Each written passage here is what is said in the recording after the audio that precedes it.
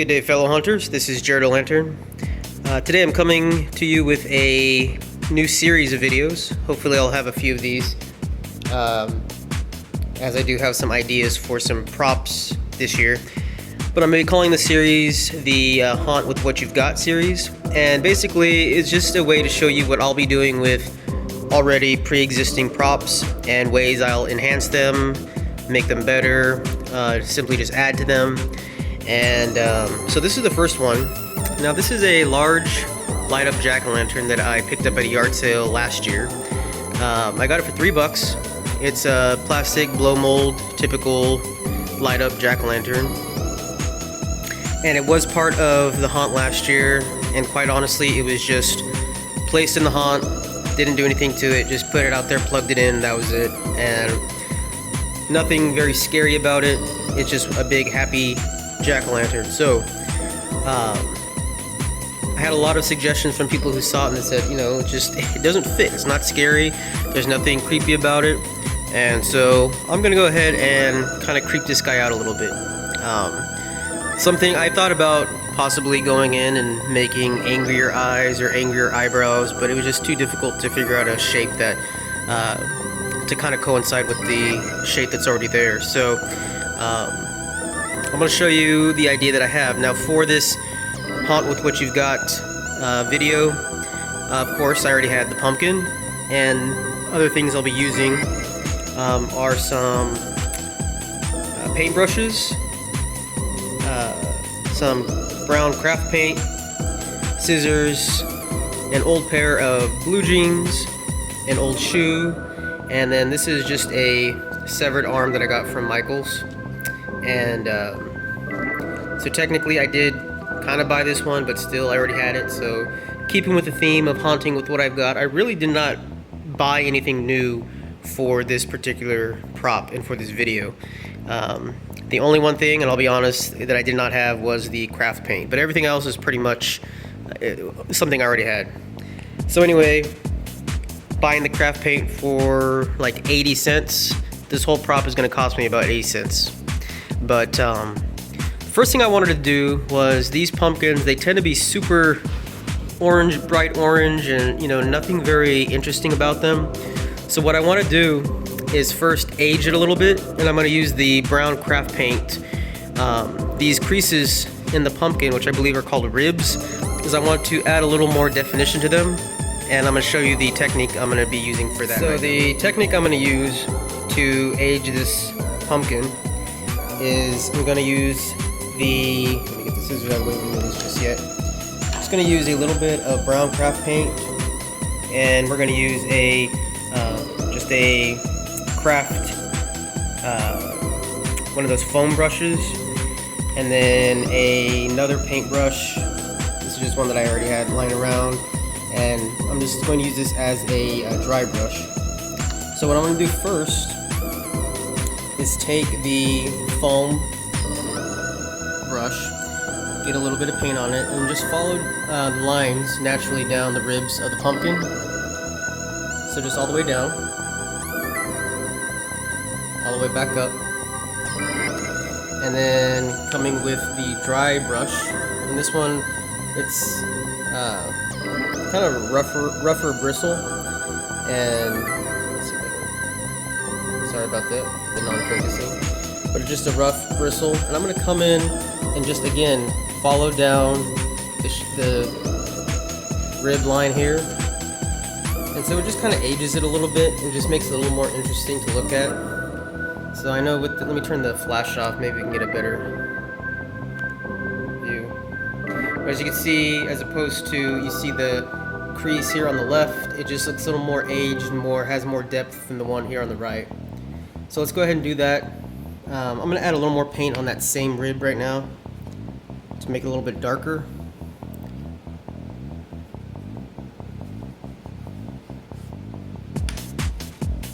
And again, just kind of using the dry brush.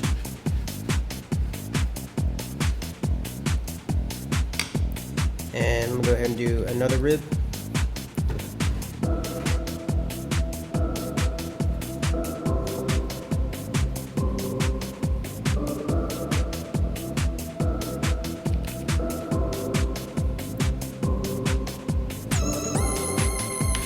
then once again turning to dry brush and just passing over that line again.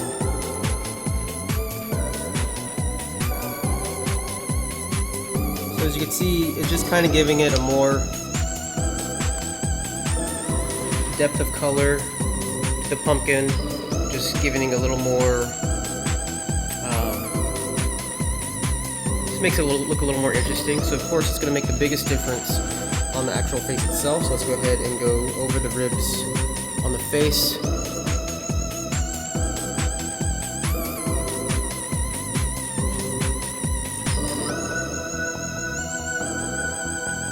Add a little more paint.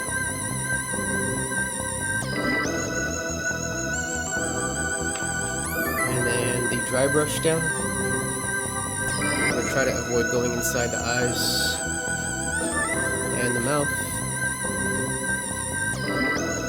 And then once again, there we have another defined line. And you can see when I turn it away from the light that I have here, you can see it a little bit better. So I'm going to go ahead and keep doing this for the rest of the ribs on the pumpkin, and then I'll come back to you with it. Okay, so then we are done with the first step of just coloring or just painting the ribs of the pumpkin. So you can see if I just do a quick spin around here with the pumpkin, just adding a little detail just gives the pumpkin itself just a little more interesting to look at, feel. So I did it all the way around. I know the back's not going to really be used, but just I might as well. I did the whole on the back side as well. So what was originally just a clear coat of orange on a pumpkin, I've now made it a little more interesting with some brown on the ribs. So now let's go ahead and go on to the next step of this soon-to-be sinister pumpkin. So for my haunt this year, in the Haunted Pumpkin Patch section of the haunt, I'm going to be having a room completely devoted to what I am tentatively calling the pumpkin slasher room.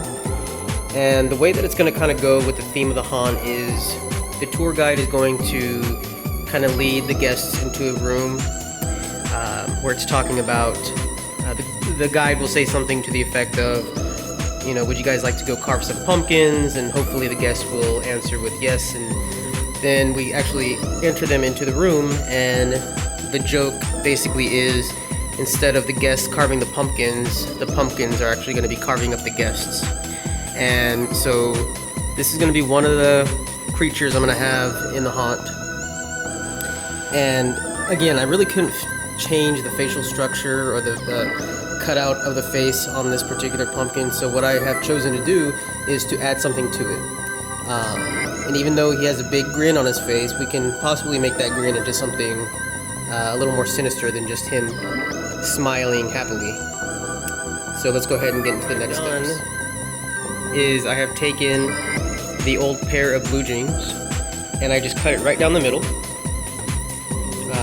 where basically where the zipper is, and then I quite literally just took that one pant leg and shoved it in the other one. So we have kind of like a cannibalistic pair of pants going on. So I put the one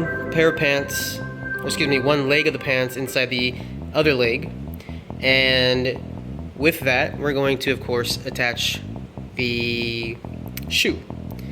Now for display time, I'm probably going to make it look a little more realistic by having something between the pant leg and the shoe to make it look more like an ankle, but for just the filming purposes right now, I'm just going to simply put the pant leg into the shoe. So let's go ahead and do that real quick. So again, it's nothing super unlike anything that anybody has ever done before, but I've just put the pant leg into the shoe, and so now we have the leg and foot of a victim of the pumpkin. So the next thing we're going to do is simply attach the pant leg into the mouth of the pumpkin. Let's see, I can do this with one hand, hopefully.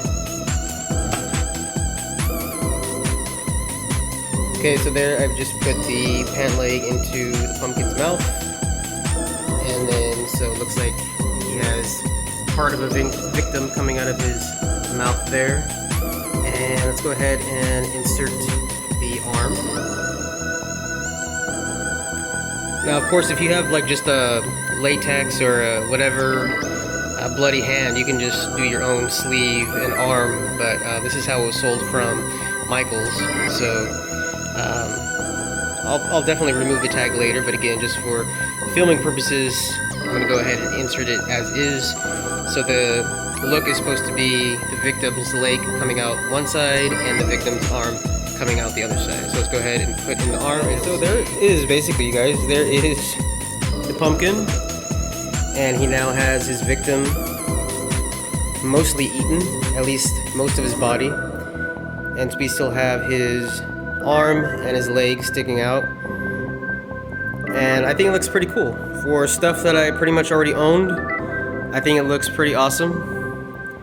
Definitely creepier than just the original pumpkin the way it was.